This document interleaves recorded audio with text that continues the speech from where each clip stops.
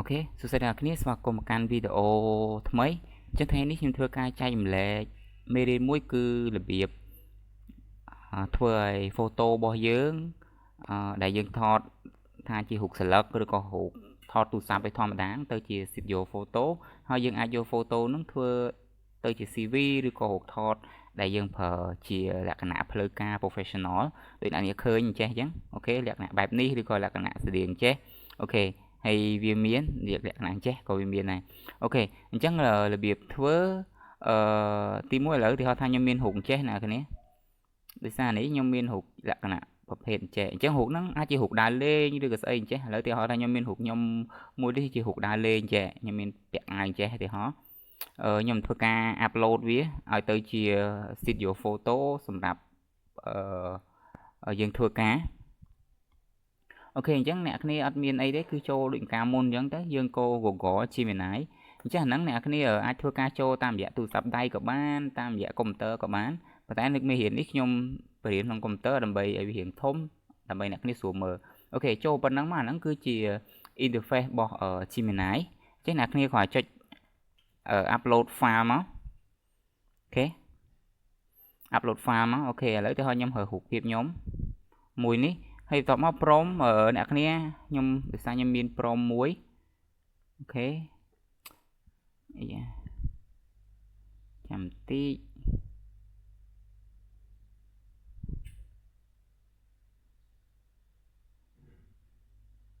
ចណាគ្នាអូខេ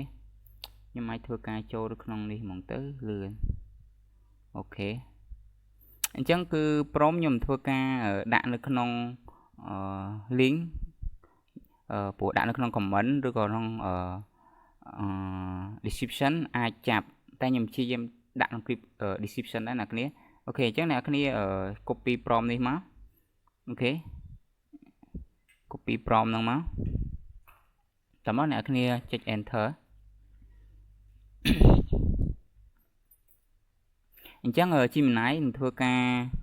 generate រូបហ្នឹងអញ្ចឹងអ្នកគ្នាចាំមើលបន្តិចថាតើរូបភាពយើងមិនហើយបើសិនបើ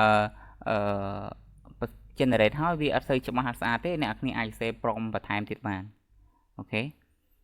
អញ្ចឹង prompt មាន2អូខេវាអាចលក្ខណៈក្តោបដៃឬក៏ដាក់អញ្ចេះអញ្ចឹងអ្នកគ្នាអូខេអ្នកឃើញទេអញ្ចឹងវាធ្វើការ generate រូបនេះអ្នកគ្នាមើលគឺដូចយើងថតក្នុង studio អញ្ចឹងអូខេហើយបើសិនអ្នកគ្នាចង់បានលក្ខណៈផ្សេងទៀតខ្ញុំមាន prompt មួយទៀតអូខេ prompt ហ្នឹងអ្នកគ្នាក៏អាចធ្វើការ edit បានដែរអ្នកគ្នាចង់ដូរកៅអៅចង់ធ្វើការដូរ color ពណ៌អីគឺយើងអាចធ្វើបានទាំងអស់អូខេឥឡូវខ្ញុំ send អញ្ចឹងវាធ្វើការ generate ឲ្យយើងហើយ background ដូចគ្នាបើសិនបើកន្លែងធ្វើការរបស់អ្នកគ្នាចង់បាន background ពណ៌ខៀវឬក៏ពណ៌សយើងអាចសរសេរពេល generate ហើយយើងអាចសរសេរមក prompt មកតង់ទៀតឲ្យវា remove background នឹងចោលក៏បានដែរអូខេឥឡូវខ្ញុំនឹងធ្វើការចាំអានេះឲ្យវាចប់ហើយខ្ញុំធ្វើការដូរ background វាទៅតាមកន្លែងធ្វើការរបស់យើងឬក៏ទៅតាមប្រភេទការងារយើងចង់បានអូខេឥឡូវទីហោថានេះវាចេញមកអញ្ចឹងខ្ញុំចង់ remove ខ្ញុំចង់ឲ្យវាដូរ background ទៅជាពណ៌ស please remove background to white អូខេឬក៏ please change background to white គឺវាអាចធ្វើបាន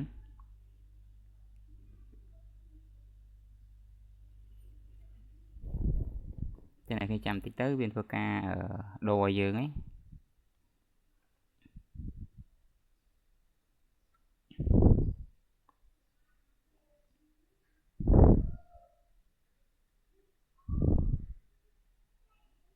អូខេអ្នកឃើញទេអញ្ចឹងវាធ្វើការដូរ background ឲ្យយើង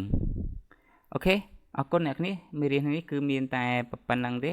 បើសិនមកអ្នកគ្នាមានជាចម្ងល់អីឬក៏ចង់បានរូបភាពប្រភេទម៉េចអាច comment នៅក្នុងវីដេអូខាងក្រោមបាននៅពេលដែលខ្ញុំ